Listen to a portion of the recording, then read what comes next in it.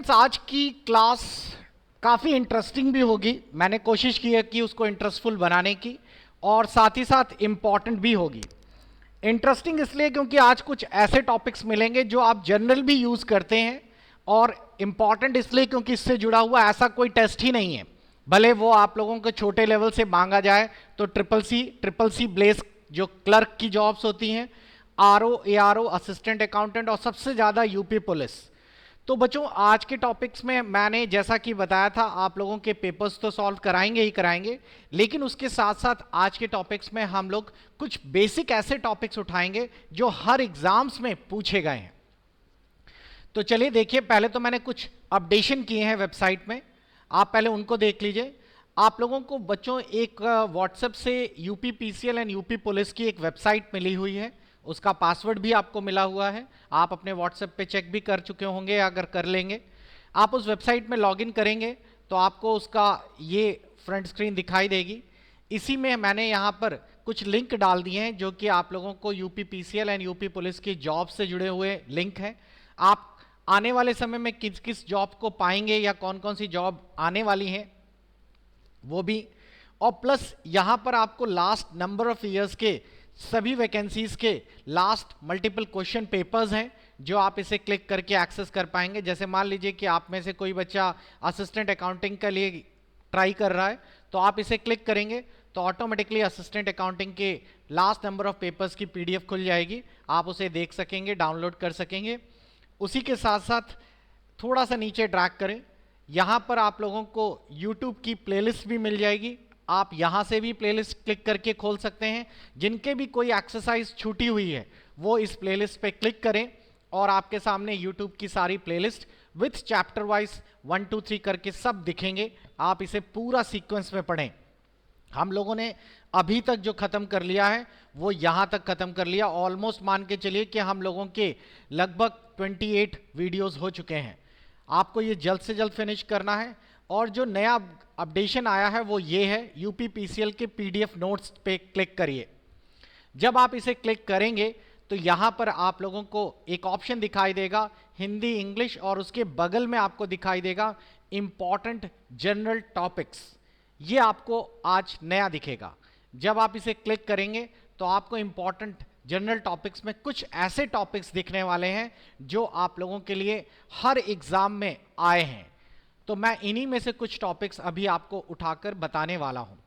Topics काफ़ी सारे हैं, लेकिन इनमें से ऐसा कोई भी टॉपिक नहीं है जो कि आप लोगों को किसी ना किसी पेपर्स में 2 3 4 क्वेश्चंस के रूप में ना मिला हो। एक छोटा सा एग्जाम्पल, ओएसआई मॉडल। आप लोगों का असिस्टेंट अकाउंटिंग में इसमें 100% क्वेश्चंस हैं, यहां तक कि एआरओ में भी आपको मिलने वाला है। वायरसेस, बहुत क्वेश्चंस बनते हैं इससे बच्चों। कुछ इंटरनल सिस्टम यूनिट्स हैं, ये सब। तो मैं आज एक पेपर भी सॉल्व कराऊंगा, उसमें भी इससे होकर कई सारे क्वेश्चंस मिलेंगे आपको। तो ये पीडीएफ आपके लिए अवेलेबल है, ये पूरी तरीके से प्रिंटेबल एंड डाउनलोडेबल है। आप इसे अपने सिस्टम पे या फिर अपने फ़ोन पे डाउनलोड कर सकते हैं, प्रिंट कर सकते हैं। और वैसे मैं सजेस्ट करता हूं कि पहले आप क्लास पढ़ लें। हो सकता है कि आपको प्रिंट करने की ज़रूरत ही ना पड़े, क्योंकि हमारे बच्चे स्मार्ट हैं, एक बार पढ़ा दीजिए तो वो पूरा रट लेते हैं, उनको मतलब नहीं है, बाकी सब उनको सब समझ आ गया। तो बच्चों, हम लोग एक एक करके शुरुआत करते हैं। कुछ बेसिक टॉपिक्स पे पहले हम लोग शुरू करेंगे। आप लोग सबसे पहले जिस टॉपिक को आज मैं आपको बताऊंगा उस टॉपिक का नाम है वायरस। ये एक ऐसा टॉपिक है जो आपको हर एग्जाम में मिला है। फिर जब मैं आपको क्वेश्चंस या जब मैं आपको इसके बारे में और डिटेल में बताऊंगा तो आप लोग इसे और अच्छे से समझ पाएंगे। फिलहाल हम लोग एक छोटे से टॉपिक से शुरू करते हैं जिसको हम लोग वायरस के रूप में जानते हैं। अब ध्यान से देखिए, वायरस, इस टॉपिक में क्या क्या पढ़ना है हमें। इस टॉपिक के ऊपर का जो हिस्सा है ये आपका इंग्लिश का है, और नीचे का जो हिस्सा है वो आप लोगों का हिंदी का है। मैंने इसका ध्यान रखा है कि बच्चे हिंदी और इंग्लिश दोनों में से पढ़ पाए। तो हम लोग इस टॉपिक के बारे में थोड़ा बेसिक से शुरू करते हैं। ध्यान दीजिएगा, आपको इससे जुड़ा हुआ क्वेश्चन मिलने वाला है। सबसे पहला एक वर्ड आता है मालवेयर। मालवेयर वर्ड का मतलब है क्या? मालवेयर एक प्रकार का पूरा एक कंप्लीट सॉफ्टवेयर से जुड़ा हुआ एक वर्ड है। और मालवेयर का मतलब सिर्फ वायरस नहीं होता, मालवेयर का मतलब एक अपना एक सॉफ्टवेयर ही है, लेकिन उस सॉफ्टवेयर को बनाने का इरादा गलत है। और इस मालवेयर को हम लोग मिलाशियस सॉफ्टवेयर भी कह सकते हैं। मिलाशियस का मतलब होता है जिस पे शक किया जा सके, संदेहजनक। तो ये एक ऐसा सॉफ्टवेयर का एक टुकड़ा बोला गया है, यानी कि एक छोटा सॉफ्टवेयर है जो कि आपके उपकरणों को हानि पहुंचा सकता है, डेटा की चोरी कर सकता है, आपके सिस्टम्स में गड़बड़ी पैदा कर सकता है। ये सारा मालवेयर ही कहलाता है। अब मालवेयर के अंदर वायरस, ट्रोजन, स्पाईवेयर, रैंसमवेयर अलग अलग प्रकार होते हैं। तो मालवेयर का एक सिंपल सा मतलब एक प्रकार का मिलाशियस सॉफ्टवेयर जो कि आप लोगों के लिए नुकसानदेह है, आपके सिस्टम में वायरस के रूप में भी आ सकता है, ट्रोजन के रूप में भी आ सकता है, रैंसमवेयर के रूप में भी आ सकता है। तो मालवेयर को बनाने वाले कोई अपने आप नहीं, बहुत साल पहले कहते थे कि कंप्यूटर में वायरस आ गया। तो वायरस आने का मतलब लोगों के दिमाग में पहले रहता था कि कीड़ा आ गया, कंप्यूटर अब काम नहीं करेगा, अगर सीपीयू खोलोगे तो चारों तरफ रेंग के भागेगा। तो वायरस ह्यूमन के हिसाब से अलग है, लेकिन कंप्यूटर में मालवेयर या वायरस का मतलब एक प्रोग्राम है और जिसको हम और आप जैसे लोग ही बनाते हैं। लेकिन इसका बनाने का जो मेन मकसद है वो गलत होता है, क्योंकि इसका मकसद होता है नुकसान पहुंचाना। आप लोगों ने भी सुना होगा बहुत सारे लोग वायरसेस की मदद से सिस्टम हैक कर लेते हैं। हैक का मतलब किसी सिस्टम को पूरी तरीके से कंट्रोल कर लेते हैं। अब मालवेयर के बारे में बात किया जाए तो मालवेयर में कई प्रकार हैं। पहला आता है वॉर्म। ध्यान से सुनिएगा, वॉर्म। वॉर्म का मतलब वैसे कीड़ा होता है। वॉर्म भी अन्य फाइलों पर आधारित एक वायरस की तुलना में अधिक सक्रिय रूप में अपनी प्रकृति का तैयार करने में फैसला है। कंप्यूटर वॉर्म एक सिस्टम को एक्सेस प्राप्त करने के लिए यूज किया जाता है। अब समझिए होता क्या है, आपके कंप्यूटर में एक वायरस वर्ड अलग है, वॉर्म वर्ड अलग है, दोनों में एक छोटा सा डिफरेंस है, पहले उसको समझ लीजिए तो आपको आसानी आ जाएगी। ये बिल्कुल वायरस जैसा ही है, लेकिन इसके अंदर रेप्लिकेट करने की फंक्शनैलिटी होती है। रेप्लिकेट का मतलब समझते हैं, ये अपनी जनसंख्या बढ़ा लेता है।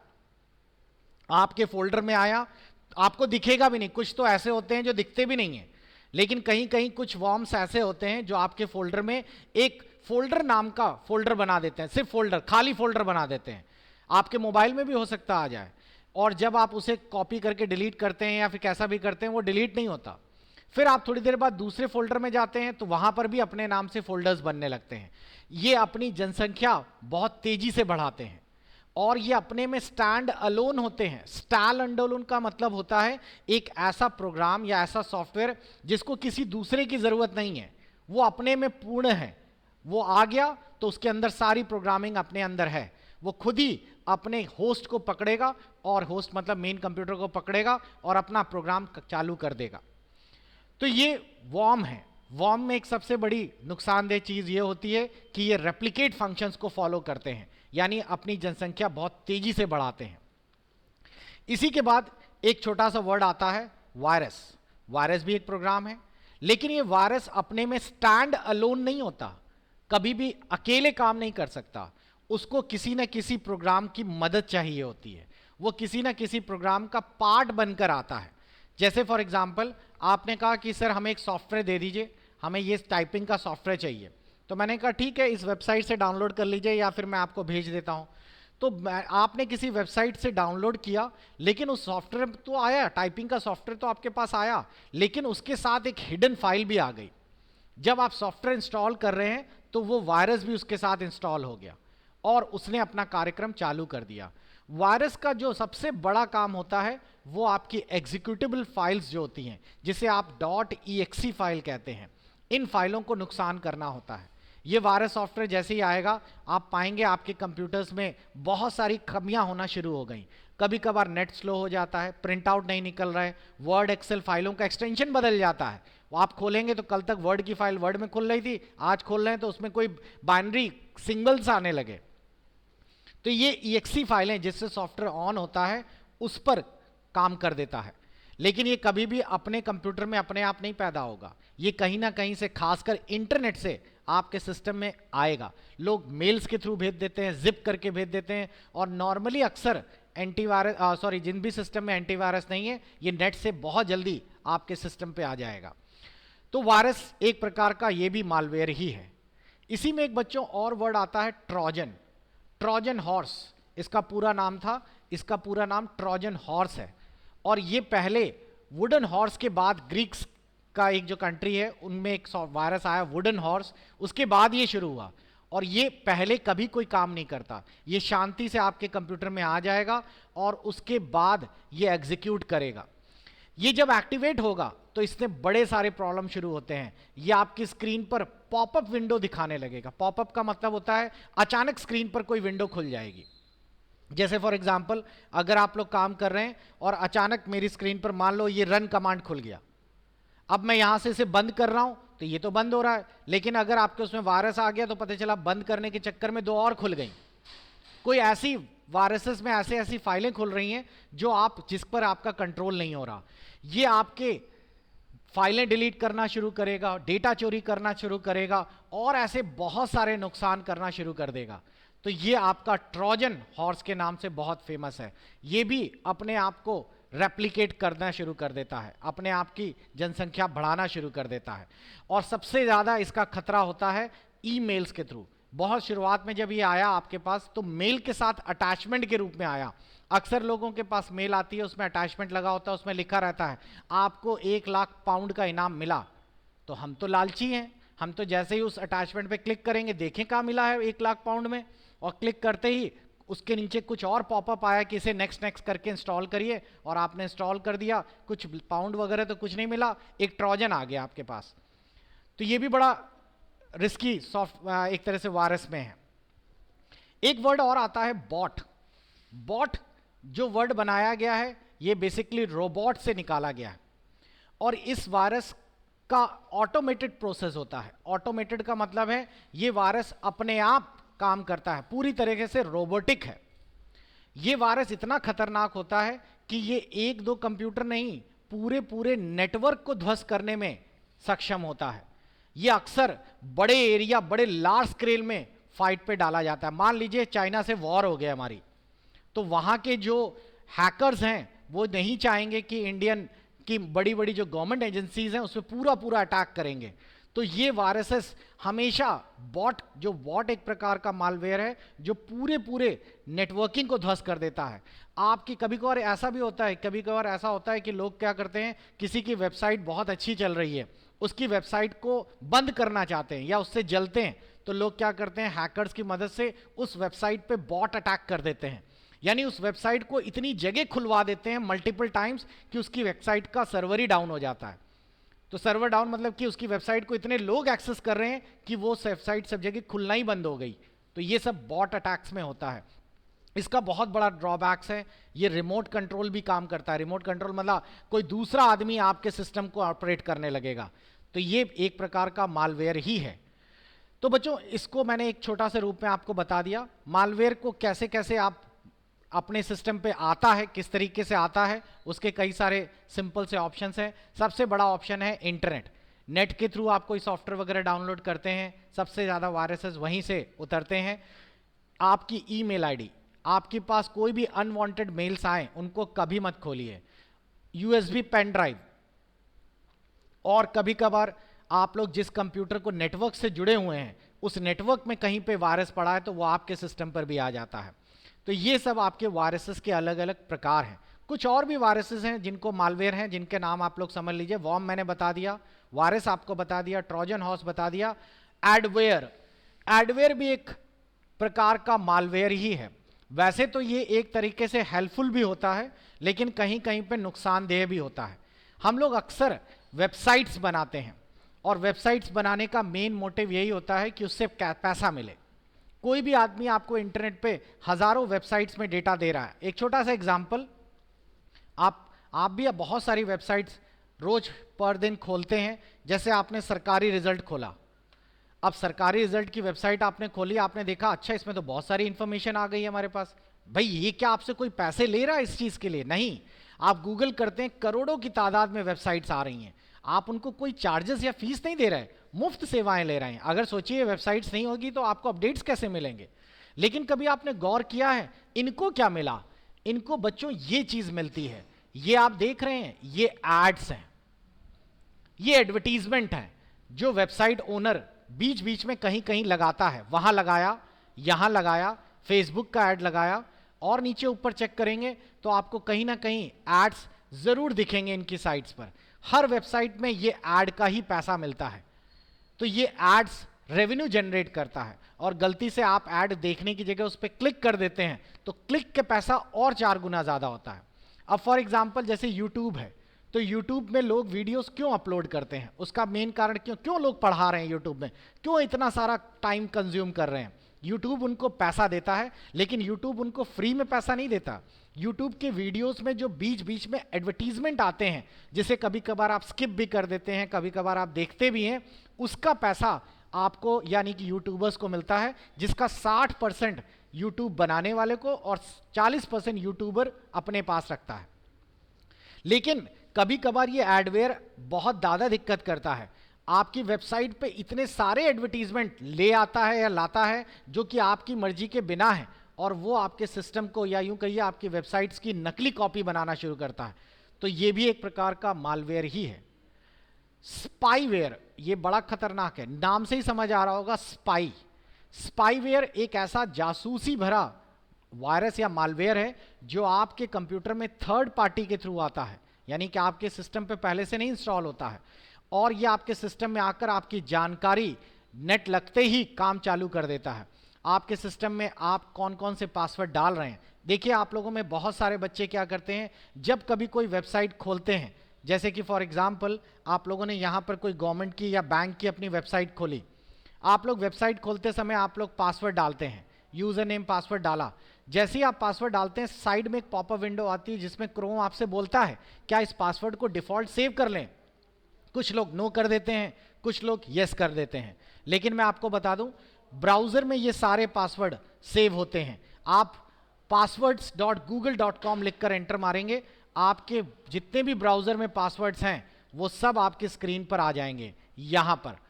और ये अगर पासवर्ड्स देखिए, मेरे वेबसाइट्स के कितने पासवर्ड्स हैं, मैं पूरे दिखा नहीं रहा, यहां मैंने कितनी कितनी वेबसाइट्स में पासवर्ड डाले हैं, 33 पासवर्ड्स यहां सेव हैं। ये आपके में भी सेव होंगे, आपको पता नहीं है। तो आपके ब्राउजर में ये पासवर्ड्स ऑलरेडी सेव्ड हैं। अब अगर किसी को ये पूरा का पूरा हिस्ट्री फाइल मिल जाए तो आपकी वेबसाइट और आपके पासवर्ड उसके पास हैं। स्पाईवेयर हर तरह का जासूसी काम करता है आपके लिए। इसी में एक और आज की डेट में सबसे खतरनाक और आ गया है रैंसमवेयर। रैंसम वर्ड का मतलब बच्चों होता है फिरौती, अगवा कर लिया। जैसे मान लीजिए कि मैंने भुवनेश को अगवा कर लिया, फिर भुवनेश के फादर को मैंने कहा आप रैंसम दीजिए, तब आप 2 लाख की रैंसम दीजिए वरना आपको भुवनेश को छोड़ूंगा नहीं। तो भुवनेश के फादर कहते रख लो, यहां वैसे ही रोटियां तोड़ रहा है। लेकिन कंप्यूटर सॉफ्टवेयर में आपका अगर वायरसेस का ऐसा अटैक करते हैं कि वो अकाउंट्स की फाइलों को और बहुत सारी ऐसी डेटा फाइल्स को वो चोरी कर लेते हैं। जैसे अकाउंट्स है, मान लीजिए बहुत सारे लोग टैली पे काम करते हैं, मैंने ये केसेस बहुत बार देखा है, न्यूज़ में भी बहुत बार आया है कि टैली पे काम हो रहा है। टैली का पूरा बैकअप जो होता है, मैं दिखा देता हूँ, थोड़ा बहुत आपको एक्स्ट्रा नॉलेज भी हो जाएगी बच्चों। टैली का जो बैकअप है वो आप लोगों का C:/टैली के अंदर एक फोल्डर होता है और वहाँ पर ये जाकर सेव हो जाता है। देखिए मैं आपको दिखाता हूँ, ये रहा टैली डेटा, ये डेटा फाइल्स हैं। अगर ये डेटा फाइल किसी ने डिलीट कर दी तो सारा अकाउंट्स का डेटा चला गया। तो जो होशियार आदमी है वो पर डे इसका बैकअप लेते रहते हैं, लेकिन जिनको नहीं पता तो वो तो भाई चल रहा है जब से चल रहा है। रैंसमवेयर्स यही करते हैं, जो हैकर्स हैं वो आपका डेटा फाइल उड़ा लेते हैं और उसके बाद आपको मेल करेंगे कि आपको अपना डेटा पुराना चाहिए, तो आप इतने हज़ार लाख जो भी है आप हमें पैसा पे करिए। और वो भी बड़े होशियार होते हैं, वो बोलते हैं बिटकॉइंस में पैसा पे करिए। तो बिटकॉइंस आप लोगों को अभी मैं पूछूंगा, आप में से बहुत सारे लोगों को पता होगा क्रिप्टो करेंसी, तो उसमें वो लोग पैसा मांगते हैं जिसके में देने और पाने वाले का आता ही पता नहीं। स्केयरवेयर, ये भी एक मालवेयर है और स्केरी का मतलब होता है किसी को डराना। तो ये आपको डराना और परेशान करने के लिए काम किया जाता है। आपके स्क्रीन पर पॉपअप विंडोज आने लगते हैं और ऐसी खराब या यूं कहिए कि ऐसी आपत्तिजनक फोटोज स्क्रीन पर अपने आप एक्टिवेट होने लगती है जो आपके लिए बहुत, मतलब किसी के सामने आप खोल दें, पता चला आप अपने पापा को दिखा रहे हैं, पापा देखो मैंने आज ये बनाया, और अचानक एक पीछे ब्रिटनी स्पीयर की फोटो खुल गई, तो पापा बोलेंगे हम देख रहे हैं तुम क्या बना रहे हो, हमें समझ आ रहा है, लेकिन आप कहेंगे हमने तो कहीं कुछ किया नहीं। तो एक्चुअली ये ऑटोमेटिकली स्केयरवेयर्स हैं जो आपके उसमें बैकग्राउंड में इंस्टॉल हो गए हैं। एक वर्ड और आता है बैकडोर्स। बैकडोर बिल्कुल वही है, बिना आपकी जानकारी के आपके सिस्टम पे आकर आपका डेटा चोरी करके रखना बैकडोर कहलाता है, और ये भी एक प्रकार का मालवेयर है। तो तो मेरे ख्याल से मालवेयर से जुड़ी हुई मैंने काफ़ी सारी चीज़ें आपको बता दी।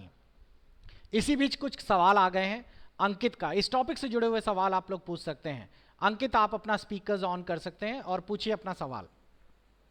सर ये ट्रोजन वॉर्म होता है सर, वो कितने समय बाद एक्टिवेट होता है मतलब? ये समय में वाला सीन नहीं है। ये जो ट्रोजन हॉर्स और ये सब जो है, एक आया था वायरस जो कि बड़ा ही जबरदस्त था, उसका नाम था अप्रैल फूल, अप्रैल फूल करके वायरस था। और एक और आया था जिसका नाम था Y2K, ये तो बहुत ही ज्यादा फेमस हुआ। इस वायरस ने क्या किया, लोगों ने पहले, मैंने ये पर्टिकुलरली सुना है, एक एक जासूसी कंपनी की साइट है जिसका नाम है विकीलीक्स, शायद आप में से कुछ जानते हो। ये वर्ल्ड की इतनी फेमस वेबसाइट है जो कि छोटे छोटी चीज़ों को कुरेद कुरेद कर सब बाहर निकालती है। इसमें मैंने पढ़ा था विकीलीक्स में, लोगों ने, हैकर्स ने जबरदस्ती ये माहौल बनाया था Y2K का कि अगर आप लोगों का आखिरी दिन है 31 दिसंबर 1999, तो उन्होंने ये कहा था कि आप लोगों का इसके बाद जितने भी कंप्यूटर हैं वर्ल्ड में, वो अपनी अगली डेट ऐसा दिखाने वाले हैं एक, और यहां 1900 हो जाएगा। ये चीज बोली गई थी 1999, क्योंकि जब वर्ल्ड में कंप्यूटर्स का जब बनना शुरू, जब क्लॉक की साइकिल बन रही थी, एनालॉग साइकिल तैयार हो रही थी, तो उसको हमेशा 2 बाइट में कवर किया जा रहा था, आखिरी के 2 डिजिट्स ले लिए जा रहे थे, क्योंकि 1990 47 45 मतलब तब से कंप्यूटर बन रहा था, 99 तक किसी ने सोचा भी नहीं था कि 2000 आएगा। तो ये एक अफवाह फैलाई गई कि Y2K वायरस आएगा जिससे आपके सारे अकाउंट्स बंद हो जाएंगे, क्योंकि एक ही दिन में आपको 100 साल का ब्याज मिलने वाला है, तो बैंक्स में सब खत्म हो जाएगा, ऐसा बहुत सारा हुआ। लेकिन उसके बाद उन्होंने बहुत सारे ऐसे पैकेजेस बेचे कि आप लोग अपने कंप्यूटर में ये इंस्टॉल कर लेंगे तो ऐसा नहीं होगा। और उसके बाद जब कुछ हुआ तो कुछ हुआ ही नहीं फिर उसके बाद। तो इसका कोई ऐसा पर्टिकुलर टाइम नहीं होता, जो प्रोग्रामर है वो डिसाइड करता है कि हमें वायरस कब ट्रिगर करना है। एक वायरस आया था जो 1 अप्रैल को ट्रिगर हुआ, लोगों के कंप्यूटर में कईयों साल से पड़ा हुआ था, जब 1 अप्रैल आया वो ट्रिगर हो गया और उसके अगले दिन से चलने लगा। और ये ट्रिगरिंग का ही एक सबसे बड़ा खतरनाक प्रॉब्लम ये होती है कि आप एंटीवायरस से उसे स्कैन करते हैं तो वो पकड़ में भी नहीं आता। देखिए, एंटीवायरस का यूज़ करना बहुत अच्छा है, मैं आपको लास्ट टाइम कई बार बता भी चुका हूं एंटीवायरस अलग अलग टाइप के, लेकिन मैं आपको यह भी बोलूंगा कि एंटीवायरस कभी भी फ्री वाले मत लीजिए। फ्री एंटीवायरस यूज करना बहुत आसान है, आप एक वेबसाइट नोट कर लीजिए, फाइल हिप्पो, और यहां पर आपको दुनिया भर के एंटीवायरसेस मिल जाएंगे मुफ्त में, आप इससे डाउनलोड कर लीजिए। इसी में एक आता है अवस्थ एंटीवायरस, इस तरह करके आप जब इसे डाउनलोड करेंगे तो ये डाउनलोड हो जाएगा, इंस्टॉल भी हो जाएगा, सब कुछ करेगा, हो सकता है कुछ वायरस भी ढूंढ ले, लेकिन जब आप इसे इंस्टॉल करेंगे तो आपके कंप्यूटर में 2-3 मालवेयर छोड़ देगा। उसके बाद आप दूसरा एंटीवायरस इंस्टॉल करेंगे तो वो दिखाएगा कि पहले वाला एंटीवायरस ही वायरस है। तो बड़ा रिस्क है, इसलिए मैं जी आपको सजेस्ट करूंगा कि आप फुल वर्जन ही इंस्टॉल करें। नेक्स्ट है हमारा सवाल, बादल बादल जी पूछ रहे हैं, और विनोद जी का है और नवनीत का है। बताइए विनोद जी। सर इससे संबंधित कैसे कैसे क्वेश्चन बनेंगे? हाँ, वो मैं अभी इससे आपको दिखाने वाला वायरस से। हूँ, मैं अभी आपको जब मैं एक्चुअली बता रहा हूँ क्वेश्चन, तो अभी मैं पेपर सॉल्व कराऊंगा सेकंड मीट में, अभी जब क्लास के बाद दूसरी क्लास चलेगी तो आपको वो सारे सवाल मिलेंगे। नवनीत, नवनीत का सवाल क्या है? ये वॉर्मवेयर का ऑब्जेक्टिव क्या होता है, ये क्या काम करता है कंप्यूटर में आने के बाद? कंप्यूटर में आने के वॉर्म जितने भी हैं हेलो। वायरसेस हैं, और इनका सबका एक काम है दिल की शांति। आज की डेट में कहना है लोगों का कि मैं खाऊं या ना खाऊं लेकिन तुम्हें खाते हुए मैं देख नहीं सकता, तो बस वही है, मतलब डेटा डेटा चुरा डेटा लेगा। चोरी और उसको डैमेज करता है। बिल्कुल, डेटा चोरी करेगा, आपके सिस्टम को खराब करेगा, फिर आप एंटीवायरस खरीदेंगे। बहुत सारी कंपनियों में तो मैंने ये सुना है कि एंटीवायरस वाले ही वायरस फैलाते हैं ताकि उनका, भाई कहते नहीं, डॉक्टर कहता है मेरा इंजेक्शन बिक नहीं रहा तो बीमारी फैलाओ, बीमारी फैलाओ।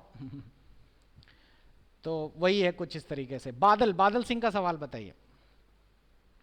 सर मैं ये बोल रहा हूँ, इनमें कंपैरिजन सर हो जाता तो अच्छा रहता कि ये वायरस है ऐसे करके, नहीं नहीं, तो देखिए इसमें इनमें कंपैरिजन नहीं डिफरेंस कर अच्छी तरह सकते, पता चल जाता सर। कंपैरिजन नहीं कर सकते आप, ये सभी अलग अलग हैं। बस आपको ये पता करना होगा कि कौन क्या काम करता है। अब जैसे मैंने वॉर्म बताया, तो वॉर्म का मतलब है ये अपने में स्टैंड अलोन है, अकेले है, और पूरा एक सॉफ्टवेयर जैसा काम करता है, अपनी जनसंख्या बढ़ा लेता है। उसके बाद है वायरस, ये अकेले नहीं चलता, किसी कंप्यूटर के साथ जुड़ के काम करता है। बस आप इस तरीके से करिए, आ जाएगा। चलिए बच्चों, अब कुछ अगले टॉपिक पे शिफ्ट करते हैं तो थोड़ा सा और भी अच्छा रहेगा। फिर हम लोग कुछ सवाल और आगे उठाएंगे। एक और क्वेश्चन उठाते हैं, एक और अच्छी चीज मैं आपको बता, बच्चों ये जो क्वेश्चन हैं ये कोर कंटेंट है और इससे आप लोगों को 100% सवाल मिलने वाले हैं, तो आप लोग इसको बहुत ध्यानपूर्वक देखिए। एक वर्ड आता है और वो है, एक क्वेश्चन है हमारा, हाफ डुप्लेक्स फुल डुप्लेक्स, ये है क्या, इसका मतलब समझिए। बेसिकली ये सवाल कम्युनिकेशन का है। कम्युनिकेशन वर्ड का मतलब होता है बच्चों बातचीत करना, एक जगह से दूसरी जगह डेटा या सिग्नल भेजना, ये कहलाता है कम्युनिकेशन। अब कम्युनिकेशन में आज की डेट में तो बहुत सारे तरीके हैं, आप लोग वायरलेस कम्युनिकेशन करते हैं, वायर कम्युनिकेशन करते हैं, या फिर आप लोगों को सुना भी होगा, आप लोगों ने वॉकी टॉकी यूज करते हैं, फोन यूज करते हैं। हम लोग भी तो अभी कम्युनिकेशन ही, डिजिटल कम्युनिकेशन से ही तो जुड़े हुए हैं। तो कम्युनिकेशन में एक वर्ड आता है half duplex and full duplex. वैसे कम्युनिकेशन आपको अभी आईसीटी जब मैं पढ़ाऊंगा चौथा पेपर, वो आपको मिलेगा, उसमें है, लेकिन इससे छोटा सा एक टॉपिक है, तो ध्यान से देख लीजिए। अब आपका एक एग्जाम्पल आप लोग समझिए, ये वॉकी टॉकी है जो पुलिस वालों के पास आपने देखी होगी। इसमें एक ट्रांसमीटर है और एक रिसीवर है। क्या ट्रांसमीटर और रिसीवर दोनों एक साथ काम कर सकते हैं जैसे कि फोन में होता है? बताइए। नहीं सर। No sir. नहीं कर सकते। पुलिस वाला कभी बोलेगा, आपने देखा भी होगा, मूवीज में भी होता है। तो ये ट्रांसमीटर्स का मेन काम होता है, एक आदमी जब बोलता है तो दूसरा आदमी उसे सुनता है। इसमें एक बटन ऊपर लगी रहती है, बटन दबा के आपको बोलना होता है, तो वो डेटा ट्रांसफर करता है। फिर वो अपनी बात कहने के बाद बोलता है ओवर। सुना होगा, मूवी में भी कहते हैं Tengo calling Charlie, Tengo calling Charlie, Charlie UPPCL का क्या हाल है, ओवर। तो रिसीवर कहता है Charlie receiving call Tengo, UPPCL का हाल बेहाल है, ओवर। तो ये ओवर वर्ड का मतलब होता है अब तुम्हारी बारी है। इस तरह के ट्रांसमिशंस को हम लोग कहते हैं सिंप्लेक्स, एक दिशा में। क्लियर हो गया? तो सिंप्लेक्स जो ट्रांजैक्शन है वो एक दिशा में है। वैसे इसको हम लोग सिंप्लेक्स का मतलब दोनों वे में नहीं हो रहा, इसका ये एग्जांपल सिंप्लेक्स का सॉरी गलत है, इसको हाफ डुप्लेक्स कहेंगे। सिंप्लेक्स का एग्जांपल समझ लीजिए सैटेलाइट कम्युनिकेशन। ये सैटेलाइट है और यहां से सैटेलाइट से आपके पास टीवी है, रेडियो है, तो इस पर भी तो डेटा आ रहा है। तो जो टीवी पे डेटा आ रहा है वो सिर्फ एक दिशा में आ रहा है, बस। आप टीवी से डेटा अपने सैटेलाइट को भेज नहीं सकते, सिर्फ रिसीव कर सकते हैं। तो इस केस में आप लोगों को कहलाता है सिंप्लेक्स। जैसे रेडियो हो गया, radio is a simplex communication. लेकिन जो वॉकी टॉकी है इसको हम लोग कहेंगे हाफ डुप्लेक्स। हाफ डुप्लेक्स का मतलब ये होता है कि ये एक समय में ये बोलेगा और ये सुनेगा, दूसरे समय पे ये बोलेगा और ये सुनेगा, दोनों एक साथ काम नहीं कर सकते, तो इसको कहते हैं हाफ डुप्लेक्स। तीसरा एक हमारे पास और है जिसे हम लोग कहते हैं फुल डुप्लेक्स। फुल डुप्लेक्स का मतलब होता है आप लोगों का दोनों दिशाओं में काम करने वाला, यानी कि उसी समय ये भेज भी रहा है, ये सुन भी रहा है, और ये भी भेज रहा है और ये भी सुन रहा है। क्लियर? तो तीन चीजें हो गई, simplex, half duplex and full duplex. आप लोग मुझे बताने वाले हैं फुल डुप्लेक्स का example. Mobile phone sir. Mobile phone. बिल्कुल सही, मोबाइल फोन, वीडियो कॉन्फ्रेंस। ठीक। और अभी सर आप तो जो वीडियो कॉल कर रहे हैं। बिल्कुल सही। सर ये जो हमारी क्लास चल रही है ये भी फुल चलिए, डुप्लेक्स का एग्जांपल है। आप में से जो लोग विवाहित हैं, जिनकी शादी हो गई है, वो लोग बताएं जब वाइफ हस्बैंड को फोन करती है तो तीनों में से कौन सा प्रोसेस चलता है, सिंप्लेक्स, हाफ डुप्लेक्स या full duplex? Full duplex. Full duplex. जन सुनता है एक जन बोलता है बस। भैया इसमें सिर्फ आपको पता नहीं है, लगता है आपकी शादी नहीं हुई है, इसमें बोलता और सुनता नहीं है, सिर्फ सुनता है। वो सिर्फ पति के एंड से देखा जाए तो वो सिर्फ सिंप्लेक्स है। आपकी क्या हिम्मत थी आप बोल पाए उनके आगे? ठीक। तो ये एक छोटा सा है, ये एग्जाम्पल के रूप में पूछे जाते हैं, तो ये मैंने आपको इस तरीके से बता दिया। तो तीनों में आपको डिफरेंसेस समझ आ गया कि क्या क्या होते हैं। अब चलिए हम लोग एक छोटा सा टॉपिक और उठाएं, उसके बाद हम लोग क्वेश्चंस और उनके बारे में हम लोग बात करेंगे। एक छोटा सा टॉपिक हमारा और है, और ये है हमारा कंप्यूटर का क्लासिफिकेशंस। बहुत सारे इससे टॉपिक्स आते हैं, कंप्यूटर क्लासिफिकेशन थ्योरी का टॉपिक्स है, सिंपल है, आप में से बहुत सारे लोगों को पता भी होगा। क्लासिफिकेशन का मतलब है कंप्यूटर को विभिन्न प्रकार से वर्गीकरण करना, बांट देना। तो वर्गीकरण एक बार में ऐसा नहीं कि आपने कंप्यूटर को सिंपल बांट दिया, उसके अलग अलग प्रकार हैं। अगर कंप्यूटर के टाइप से अगर उसका वर्गीकरण यानी क्लासिफिकेशन करेंगे तो उसको एनालॉग, डिजिटल और हाइब्रिड कहा जाएगा। हाइब्रिड का मतलब दोनों है। अगर साइज के हिसाब से किया जाए तो micro computer, mini computer, main frame और सुपर कंप्यूटर। ये क्वेश्चन बना है, कई बार आपके पूछा गया है कि 4 अलग अलग दे देंगे और उसमें पूछेंगे कि इनमें से कौन सा कंप्यूटर नहीं है, तो माइक्रो होगा, मिनी होगा, सुपर होगा और मेन फ्रेम की जगह कुछ और लिख दिया होगा। पर्पस के हिसाब से भी जनरल पर्पस और स्पेशल पर्पस। तो ये बहुत ही सिंपल सा क्लासिफिकेशन है कंप्यूटर का वर्गीकरण, और आप इस पूरे के पूरे पीडीएफ से उसे समझ सकते हैं। मैं मोटा मोटा जल्दी जल्दी बता देता हूं। एनालॉग एक ऐसे कंप्यूटर्स हैं, या यूं कहिए कि पुराने समय के कंप्यूटर्स हैं जिनमें एनालॉग बेस्ड सारे सिग्नल्स हुआ करते थे, जैसे कि तापमान, टेम्परेचर, दाब, प्रेशर्स। अगर ये सब आपको नापना है तो आप लोगों को इनका, क्योंकि इनकी जो नापने के लिए जो आपके पास साइन वेव्स होती हैं वो इस तरह के फॉर्म में होती हैं, तो ये आप लोगों के एनालॉग कंप्यूटर्स होते हैं। एनालॉग कंप्यूटर्स का एक और एग्जाम्पल देख सकते हैं, या एनालॉग इंस्ट्रूमेंट का एक और एग्जाम्पल देख सकते हैं, जो आपके घर में एमीटर होता है जिससे करंट नापते हैं, या वोल्ट मीटर होता है, तो वो इस तरीके का होता है। या आपका बहुत पुराना स्कूटर है तो उसमें भी आप लोग देखते होंगे स्पीडोमीटर जो लगा हुआ है, तो ये एनालॉग बेस पर काम करता था। एनालॉग वर्ड का मतलब ही होता है जिनमें साइन वेव्स पर बेस्ड हो। उसके बाद नया क्रांति हुई, डिजिटल कंप्यूटर्स आया, और डिजिटल कंप्यूटर्स ने सारा डेटा 1 और 0 पे ट्रांसफर कर दिया। हम और आप भले ही कुछ भी बोल रहे हो, देखिए मैं आपको इसको एक शॉर्ट में बताता हूं। जैसे मैंने एक ऑडियो बोला, मैंने आपके सामने एक आवाज बोली ऑडियो, ऑडियो वेव्स एक साइन वेव्स की तरह है, इसका अपना अपना एक एम्पलीट्यूड है।